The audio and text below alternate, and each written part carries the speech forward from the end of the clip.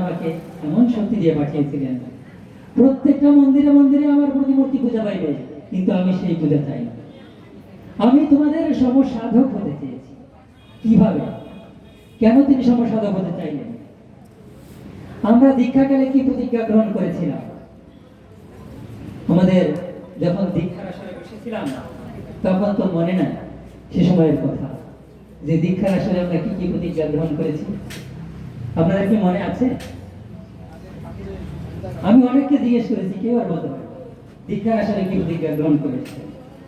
আসলে সে সময় এই দীক্ষা মানে সাধন করার, প্রতিজ্ঞা গ্রহণ করা।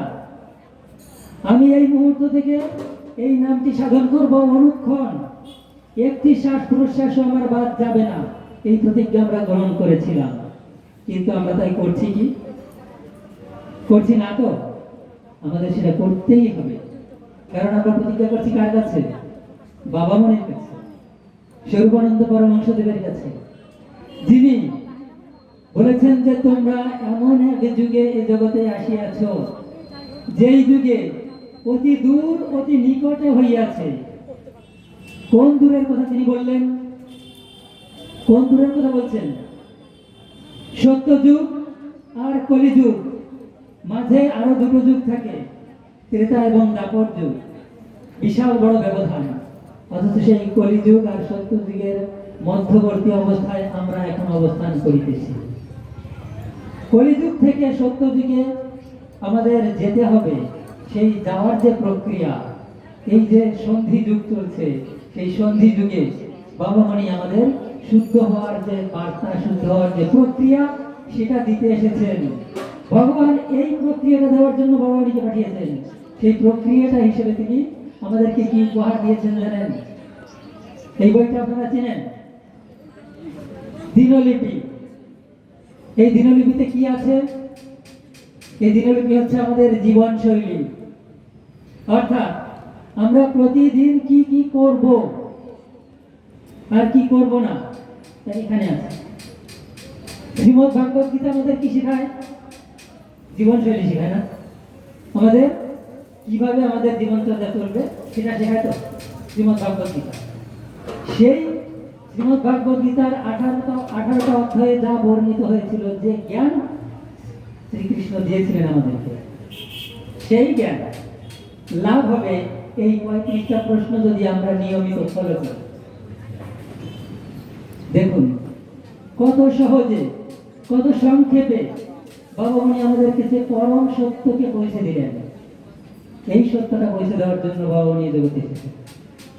হয়তো ভাববেন বাবা মনি এত বই লিখেছে, আর এইটুকু একটা বই দেখেই বলেছেন বাবা মনি এটা দিতে এসেছে। বাস্তবিক এটা বাবা মনি বই লেখার জন্য মাত্র 3টে বই লিখেছেন। প্রয়োজন বোধ করে মাত্র 3টে বই লিখেছেন। জানেন তো সেই 3টি বইয়ের নাম কি কি? 1 নম্বর হচ্ছে দিনলিপি, 2 নম্বর হচ্ছে স্ত্রী জাতিতে মাতৃভাব। স্ত্রী জাতিতে মাতৃভাব না এলে আমরা মানুষ হব না। তাই স্ত্রী জাতিতে মাতৃভাবের প্রয়োজনীয়তা তিনি অনুভব করেছেন, ওটা লিখেছেন। আর একটা বই লিখেছেন, সে বইটা হলো বিবাহিতের ব্রহ্মচর্য। তার মানে কি? বিবাহিতের ব্রহ্মচর্য লিখতে হলো কেন? ব্রহ্মচর্যের উপরে তো অনেক কথা, অনেক মহাপুরুষ, অনেক শাস্ত্র আমাদের, তারপরেও বিবাহিতের ব্রহ্মচর্য কেন লিখতে হলো? এটাও ভাববার বিষয়। আপনাদের যাদের বাড়িতে বিবাহিতের ব্রহ্মচর্য আছে, সেটা একটু মনোযোগ দিয়ে পড়ে দেখবেন, কেন বিবাহিতের ব্রহ্মচর্য লিখতে হবে। আমাদের মানব জীবনের উদ্দেশ্য কি? মানব জীবনের উদ্দেশ্য একটু বলবেন? কে পারবেন বলতে? প্লিজ একটা হাত তুলবেন। যারা ওই তারদের গ্রুপে আছেন তারা অনেকে বলতে পারে তাদের জানা থাকার কথা। মানব জীবনের উদ্দেশ্য কি দিদি? একদম ঠিক কথা।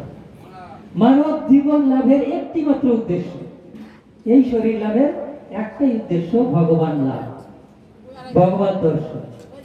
এইবার আমরা সেই ভগবত দর্শনের চেষ্টা করছি কি? ওইটা বাদ দিয়ে আর সব করি, তাই না? কিন্তু মানব জীবনের উদ্দেশ্য যা, আচ্ছা বিবাহ করার উদ্দেশ্যটা কি জানেন? এখানে যারা আছেন বেশিরভাগই তো বিবাহিত, তা বিবাহ করার উদ্দেশ্যটা আপনারা জানেন কি? প্লিজ কেউ বলবেন বিবাহের উদ্দেশ্য কি জানা আছে? বিবাহিতের ব্রহ্মচর্য এই কথাটি বারবার করে বলা আছে। বিবাহ করার একটি মাত্র উদ্দেশ্য ভগবান লাভ, অন্য কোনো উদ্দেশ্য নাই। বিবাহের কালে যে মন্ত্রগুলো পড়েছিলেন সেই মন্ত্রগুলোর অর্থ যদি বোঝেন তাহলে বুঝতে পারবেন যে ওখানে ভগবান লাভ করার জন্য প্রতিজ্ঞা গ্রহণ করা হয়েছিল। দুজনে মিলে ভগবান লাভ করবো, পরম ব্রহ্মকে লাভ করবো, পরম জ্ঞান লাভ করবো, এটাই ছিল বিবাহের উদ্দেশ্য। কিন্তু আজকে বিবাহের উদ্দেশ্য কি হয়েছে? ওটা না, বিবাহ করা মানে সব শেষ, আর ওই দিকে ফিরে তাকানোর সুযোগ, ওটা শেষ হয়ে গেছে। ওটা কে পাবে?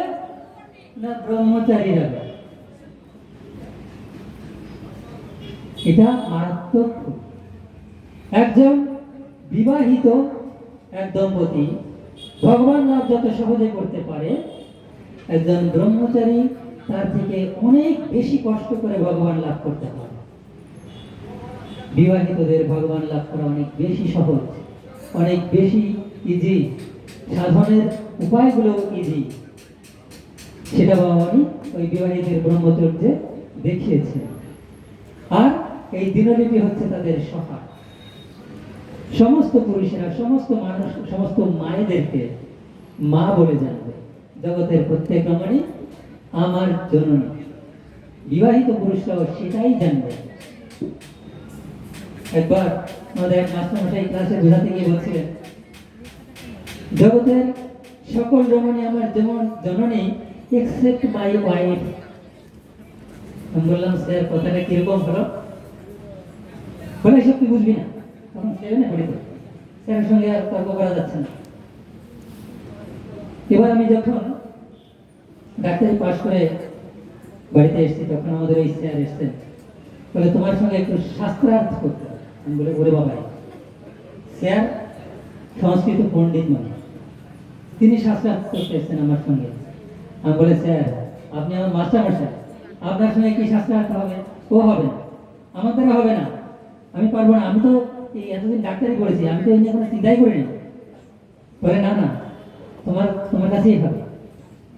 এইবার উনি বলছেন যে তুমি একটা কথা বলেছিলে, আমার ওইটা নিয়ে বেশ একটা মাথার মধ্যে ঘুরপাক খাচ্ছে যে স্যার ওটা কিরকম হলো? ক্লাস 7-এ পড়তে মনে আছে তো? হ্যাঁ স্যার মনে আছে। তো ওটা আমাকে একটু বুঝাও, কারণ তোমার ওটা পছন্দ হয় না।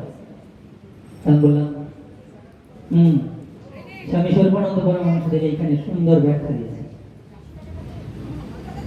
প্রত্যেক গার্হস্থ্যই ব্রহ্মচারী, প্রত্যেক গার্হস্থ্যই ব্রহ্মচারী, অর্থাৎ স্বামী স্ত্রীকে ভগবত রূপে দেখবে, ভগবান রূপে দেখবে, পরব্রহ্ম রূপে দেখবে, আর স্ত্রী স্বামীকে পরব্রহ্ম রূপে দেখবে। এইভাবে দুজন দুজনের সঙ্গে একসঙ্গে চলবে। সন্তান জনন কার্যটিও ভগবত কার্যের মধ্যেই পড়িবে। সন্তান জনন কার্যে অন্য কোনো ভাব আসিবে না। আপনারা ভাবছেন এটা আবার হয় না? খুব ভালোভাবে হয়।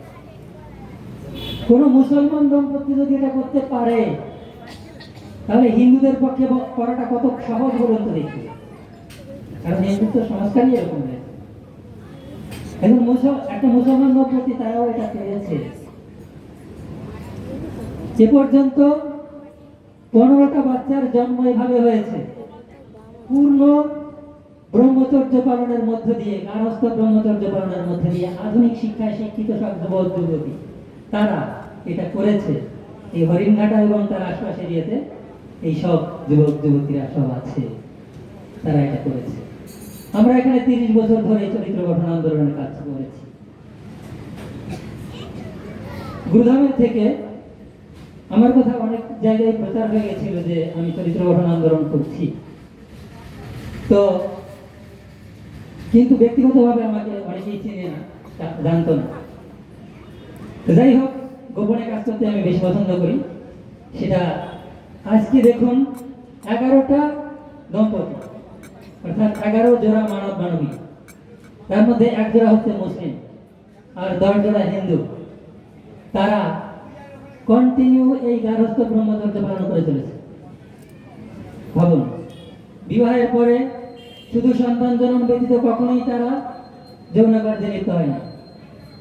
আর সন্তান জন্ম যে করেছে তাও পুরোপুরি ঈশ্বরীয় ভাবের ভিতর দিয়ে। তাদের বাচ্চাগুলোকে দেখলে মনে হবে দেব শিশু। এই দিনলিপি হচ্ছে তাদের সব থেকে বড় সহায়। ভবিষ্যৎ বংশীয়দেরকে পাপ মুক্ত তাপ মুক্ত করার জন্য দিনলিপি একমাত্র উপায়। অথচ এই দিনলিপি অনেকের বাড়িতে আছে, এটা অনাদরে পড়ে রয়েছে, এটাকে ব্যবহার করা হচ্ছে। আর দিনলিপি ভালো করতে গেলে আমাকে উপাসনার এই দীক্ষার সময় আমরা যা যা প্রতিজ্ঞা করেছিলাম সেগুলো সব আমাকে ফলো করতেই হবে। কারণ সেগুলো যদি আমি ফলো না করি তাহলে দিনলিপিটা ঠিকঠাক লেখা হবে না। অর্থাৎ একজন মানব জীবন কি করে সার্থক হতে পারে তার পুরো ব্যবহারটা এখানে রয়েছে। আর দিনলিপি ফলো করলে আরো কি লাভ? বাবা মনি সারাক্ষণ সঙ্গে থাকবেন, তিনি প্রতিজ্ঞাবদ্ধ। সে বাবা মনির শিষ্য হোক আর না হোক, যারা এভাবে এই যে 14টা এই 15টা বাচ্চার যে জন্ম হয়েছে, এই যে মাতা পিতারা, তারা মাত্র 1 জোড়াই হচ্ছে বাবা মনির শিষ্য, আর বাকি 10 জোড়াই অন্য মতে। দুর্ভাগ্যবশত আমাদের বাবা মনির শিষ্যরা এটাকে কেউ ফলো করলো না। আর যে বাবা মনির শিষ্য হয়েছে সে অনেক পরে হয়েছে, অর্থাৎ এটা ফলো করে শুরু করে তারপরে হয়েছে। ঠিক আছে? তো আমি সবার কাছে অনুরোধ করব, দিনলিপির যথাযথ ব্যবহার করব। এই গত দোল পূর্ণিমাতে আমাদের বেদা আশ্রমে 39 জন দীক্ষা নিয়েছে। তার মধ্যে বয়স্ক ছিল, বেশ বয়স্ক 2 জন। ওনারা যখন ওই উপাসনা প্রণালীটা আমার কাছে নিতে এসছে, আমি যখন বলছি যে এই উপাসনা প্রণালীটা যথাযথ ব্যবহার করলে আপনার মানব জীবনটা সার্থক হয়ে যাবে, বলে কি করে সার্থক হবে, আমার তো সময় শেষ। আমি বললাম, বাবা মনি দেখেন বলেছে, তুমি এখন যে অবস্থায় থেকে থাকো, যে বয়সেরই থেকে থাকো, এই মুহূর্ত থেকে যদি পরিপূর্ণ বিশ্বাস নিয়ে এই নামে লেগে যাও, এই দেহ থাকতে থাকতেই তোমার ভগবত দর্শন অবশ্যই হবে। কোনো কিছু তোমাকে আটকাতে পারবে না, বয়স তোমার ফ্যাক্টর হবে না। আপনার বয়স 97 বছর, তো কি হয়েছে? যদি আর 1 বছর পাচ্ছেন, ওই 1 বছরের মধ্যেই আপনি ভগবান লাভ করবেন। বলে, বাবু তাই যেন হয়। বলে, চেষ্টাটা করুন, অবশ্যই হবে। ওনার ঠিক পেছনে ছিল 3 জন 14-15 বছর বয়সে। বলছে, ওদের তো অনেক সময়। আমি বললাম, ওদের অনেক সময়, ওরা তো একদম নতুন কোদাল আর আপনি তো পুরানো কোদাল। পুরানো কোদালে তো মাটি বেশি কাটে না, ওই জন্য আপনাকে একেবারে কন্টিনিউ লেগে থাকতে হবে, আর নাহলে কিন্তু হবে না। আর তোমরা যদি ভাবো খরগোশের মতো হও, তাহলে কিন্তু সর্বনাশ, তাহলে কিন্তু লাভ কিছু হবে না। সুতরাং আমাদের শুদ্ধ হওয়ার যে প্রক্রিয়া বাবা মনি দিলেন এই দিনলিপি দিয়ে, সেই শুদ্ধ হওয়ার প্রক্রিয়াটা আমরা একটি দিনের জন্য যেন নষ্ট না করি। যেদিন আমরা এই দিনলিপি বইটি হাতে পেয়েছিলাম, তখন বাবা মনি সম্পর্কে আমাদের কোনো ধারণা ছিল না। 1992 সাল আমার ভাই এই বইটি নিয়ে গেছিল আমাদের বাড়িতে। আর আমি ভেবেছি, তো মাসের 7 দিন হয়ে গেছে, মাসটা কমপ্লিট হোক, তারপরে দিনলিপিটা শুরু করবো। স্কুল থেকে গিয়ে দেখি ভাই দুজনেরই খাতা রেডি করে ফেলেছে, দিনলিপি লেখার খাতা। আমি বলছি, কি রে, এটা আবার কি? ওই মাসের শুরু থেকে শুরু করবো। বলে, ওরে, কালে কালে কালে খায়, ওই রাবণ কাল কাল করে স্বর্গে সিরিয়ার করতে পারে, সুতরাং আজই লেখা শুরু করতে। বাহ, অসাধারণ, চল আজ থেকে লেখা শুরু হলো। সে 1992 সাল থেকে লেখা শুরু করে দিল এবং তখন চরিত্র গঠন আন্দোলন শুরু করেছি আমি আর আমার ভাই হরিণঘাটাতে প্রথম শুরু করি। ওখানের ছেলেগুলোরা অনেকেই মানে সঙ্গী হলো আমাদের। ধীরে ধীরে এটা বিভিন্ন জায়গায় ছড়িয়ে পড়লো। এবার বিভিন্ন জায়গায় এই সব চরিত্র গঠন আন্দোলন কর্মীরা রয়েছে। আমি তো আশ্রমে চলে গেছি, আমি এখন বৃদ্ধাশ্রমে থাকি মেদিনীপুর। আর এখানে আসি মাঝে মাঝে, রোগী রয়েছে, রোগী দেখতে আসে। তো আর মূলত এখন চরিত্র গঠন আন্দোলনের কাজটি আমার চলছে বাঁকুড়া তপমান অখণ্ড মিলন সেবাশ্রম, সেখানে। ওখানে একদল যুবক যুবতী পেয়ে গেছি। এখানে যেমন আমার একটা দল ছিল, ওখানেও এরকম একটা দল পেয়েছি। ওখানে প্রায় 500 ছেলে মেয়ে রয়েছে, আশপাশ বিভিন্ন জায়গায় ছড়িয়ে। শুধু তপমানেই প্রায় 100-এরও বেশি রয়েছে। তো দেখুন, আজকে ওখানে কারো চিন্তা নেই আমার পরে কে। দাদা যে বারবার বলছিলেন আমার পরে, আপনাদেরও তো মনে চিন্তা আসছেন আমার পর কে, কারণ আপনাদের পরের তো এখানে কাউকে দেখতে পাচ্ছেন, তাই না? এই কথাগুলো তাদের শোনা যাবে, আপনার শুনে যাবেন, বাড়ি গিয়ে ভাববেন আমাদের তো সব শেষ, তো আমরা কি করবো?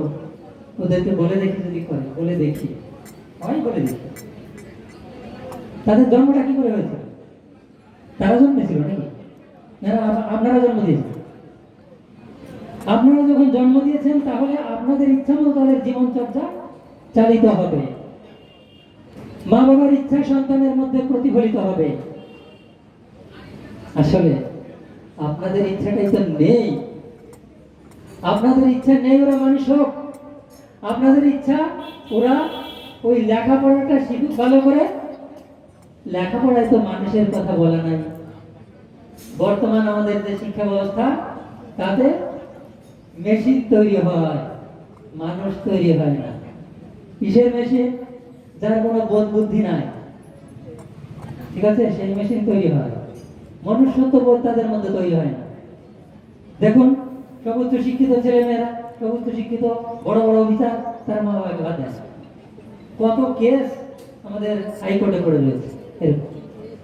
যারা বিদেশে যাচ্ছে, বড় বড় ডিগ্রি অর্জন করে বিদেশে যায়, মা বাবাকে দেখে। কি দারুণ! এই যে কল্যাণীতে আমাদের এক গুরু ভাই ছিলেন, নাম বলবো না, অনেকে চিনে ফেলবেন হয়তো। তিনি বাবানির কাজ সারা জীবন করেছেন। বাবানির কাজ করতে করতে তিনি মৃত্যুবরণ করলেন। শেষ বয়সে সে তার যে অবস্থাটা হলো, তার এবং তার স্ত্রী, তার ছেলে মেয়েদেরকে তারা মানুষ করেছে, ছেলে মেয়েদেরকে আধুনিক শিক্ষায় শিক্ষিত করেছে। আমি হরিণঘাটা থেকে এসে অনেকবার তাদেরকে এসে বাজার করে দিয়ে গেছি। এমনই দুর্ভাগ্য তাদের। বড় বড় অফিসার হয়েছে, পাশের ঘরে থাকে, মা বাবা ভীষণভাবে অসুস্থ। ওরা আমাকে ফোন করছে, দুলাল বাবু একটু আসো, মরে গেলাম। আমি গিয়ে দেখি সব মহোৎসব হচ্ছে তাদের বাড়ি। অথচ এদিকে দরজা বন্ধ, এই দুজন মরে যাচ্ছে, দেখছে না। এমন দুর্ভাগ্য। মানে আপনারা যখন সন্তানদের সঠিক শিক্ষা দেবেন না, সন্তানদের বাবানের আদর্শটি শিখাবেন না, এই দিনলিপিটি মানতে বাধ্য করবেন না। দেখুন, সন্তানকে মানুষ করার যে ডিজাইন, সেটা হলো আগে শিখতে হয়, তারপরে সন্তান নিতে হয়। বিবাহ কাকে বলে আগে জানতে হয়, তারপর বিবাহ করতে হয়। বিবাহের উদ্দেশ্য জেনে তারপরে বিবাহ করতে হয়। আপনারা কেউই বিবাহের উদ্দেশ্য না জানে বিবাহ করছে। এবারে সন্তান যে নেবেন, সে বিষয়ে কোনো জ্ঞান নেই, আপনার সন্তান নিয়ে নিয়েছে। আর সে সন্তান মানুষ হবে কি করে? এই যে সমস্যা। অর্থাৎ সন্তানটি মানুষ হবে, তার যে উপায়গুলো, সেগুলো আগে জানতে হবে, জেনে বিবাহিতের ব্রহ্মচর্য সব আছে। কি করলে সন্তান মানুষ হবে, সন্তান দেব মানব হবে? আপনার 9টা প্রজন্মের কথা ভগবান বলেছেন না, মাত্র 3টি প্রজন্মেই মহাপুরুষের আবির্ভাব হবে। এই দেখুন, এই পিছনে একটা বাণী আছে, এটা একটু দেখুন। জীবিকা অর্জনের পন্থা হইতে পাপকে দূর করিয়ে দাও, তোমার বংশে বিনা সাধনায় মহাপুরুষের জন্ম হবে। সাধন করার দরকারই থাকে। শুধু জীবিকা অর্জনের কথা হইতে পাপকে দূর করতে হবে। অর্থাৎ মিথ্যা কখনো বলা যাবে না, কোনো অন্যায়ভাবে উপার্জিত কোনো অন্য সন্তানদেরকে খাওয়ানো যাবে না, খেয়ে থাকবে তা অন্যায়ভাবে উপার্জিত কিছু খাওয়ানো যাবে। যদি খাওয়ানো হয় ও মানুষ অমানুষ্য হবে, কেউ ঠেকাতে পারে। এই হলো, দেখুন 5 বছর সন্তানকে পালন করিতে হবে, তাকে সংস্কার দিতে হবে জন্মানোর পরে। আর জন্মানোর আগে 1 বছর পূর্ণ ব্রহ্মচর্যের মধ্যে দিয়ে নিজেরা শুদ্ধ হইতে হবে, স্বামী স্ত্রী দুজনই। তারপরে সন্তান যখন মাতৃগর্ভে এলো, তারপরেও আবার পূর্ণ ব্রহ্মচর্য এবং পূর্ণ শুদ্ধ জীবন যাপন, এভাবে শুদ্ধতার মধ্যে দিয়ে সন্তান ভূমিষ্ঠ হবে। তারপরে 5 বছর তাকে মনুষ্যত্বের শিক্ষা দিতে হবে, ভারতীয় সংস্কারের শিক্ষা দিতে হবে। 5 বছরের পর থেকে হবে তাকে, এই 5 বছর তাকে একবারও বকা ঝাপা দেওয়া যাবে না, শুধু ভালোবাসতে হবে, শুধু ভালোবাসতে হবে, শুধু ভালোবাসাই সে জানবে, সে রাগ করতে জানবে না। 5 বছরের পর থেকে তাকে যদি সে বেয়ারাপনা করে, তখন তাকে উপযুক্ত শিক্ষার জন্য শাস্তির প্রয়োজন। 5 থেকে 12 বছর বয়স, 12 বছর বয়সের পর থেকে তার সঙ্গে বন্ধু হতে হবে, পুরোপুরি বন্ধু। এই সময়ে তার সঙ্গে সব কিছু শেয়ার করতে হবে, জীবনের সমস্ত কথা সেও শেয়ার করবে, তার সঙ্গে শেয়ার করতে হবে। সে যে কোনো প্রশ্ন করুক, সমস্ত প্রশ্নের উত্তর দিতে হবে, নির্দ্বিধায় দিতে হবে। সে যৌন বিষয়ে জানতে চায়, তাকে সেটা মানে পরিষ্কার করে বুঝিয়ে বলে দিতে হবে, কোনো লজ্জা করা যাবে না। এই লজ্জা করে পরে তাদেরকে সর্বনাশের পথে ফেলে দেওয়া হবে। তারা জানে ওগুলো, তার কাছ থেকে জানে, পাপ ভাবে জানে, শুদ্ধভাবে জানে না। মা বাবার কাছ থেকে তারা শুদ্ধভাবে জানার সুযোগ পেত, মা বাবারা সেটা করলো না, তারা জানলো ভুল করে। এই যে এই সময় থেকে, এই যে 12 থেকে 25 বছর বয়স পর্যন্ত সন্তানের বন্ধু থাকতে হবে। তারপর তাকে স্বাধীনভাবে ছেড়ে দিতে হবে, নিশ্চিন্ত মনে সারা দুনিয়ায় সে তখন দাপিয়ে বেড়াবে, সারা জগতে সে তখন শ্রেষ্ঠত্বের ধ্বজা উড়িয়ে বেড়াবে। কোনো টেনশন করতে হবে না, সন্তান মানুষ হবে কি মানুষ হবে। এই হলো সিস্টেম। আমি খুব সংক্ষেপে বলে দিলাম। এটা বাবানি বিবাহিতের ব্রহ্মচর্য, বিশাল মোটা, এরকম একটা বই। সেটা পড়বেন, পড়তে ভালো করে পড়তে 6 মাস সময় লাগবে।